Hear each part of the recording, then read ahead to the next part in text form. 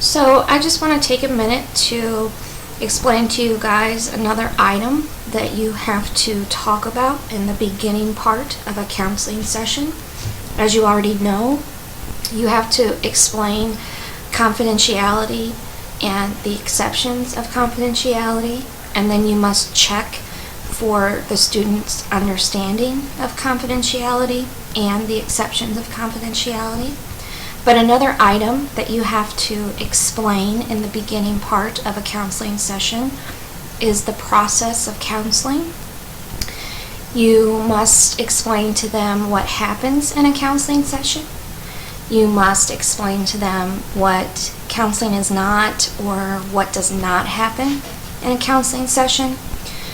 You have to explain what role you play in the counseling session, and you have to explain the role that the student plays in the counseling session.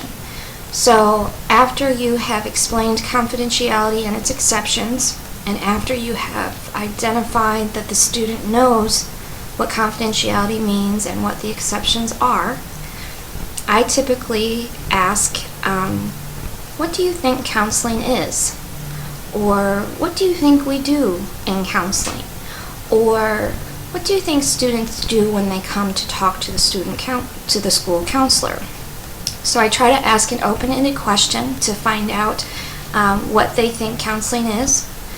I then have to explain to them what happens in counseling, and typically I say things like, well, in counseling, when you come and talk to me, we talk about you, and we talk about what's happening with you, we talk about school, we talk about what's going good at school, we talk about maybe what's not going so good at school, we talk about things that maybe you like about school, we talk about things that maybe you don't like so much. And really what I want to do as the counselor is I want to help you. And in counseling, we're going to identify some ways that we could help you. We're going to set some goals, and we're going to create some strategies to meet those goals. And then I tell them, but counseling is not a time when people come to me to complain about things or to complain about other people. Counseling is not a time or a place where people come and point fingers or blame other people or tattle on other people. Counseling also is not a place where we can just magically make things better. And counseling is definitely not me, the school counselor, doing all the work and doing all the talking and telling you what to do and telling you what goals you need to set and telling you the strategies you need to use to meet those goals. Counseling is none of those things. But in counseling, what I can do for you as the counselor is I can listen to you. I want to be there to be supportive and to help you. I'm going to try to make this place a safe place where you feel comfortable and confident to share things with me.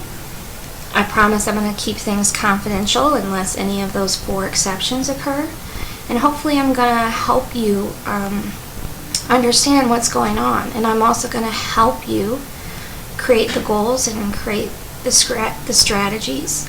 But please know that as the counselor, I do not have all the answers, and I cannot make things better for you, but I am here to help you.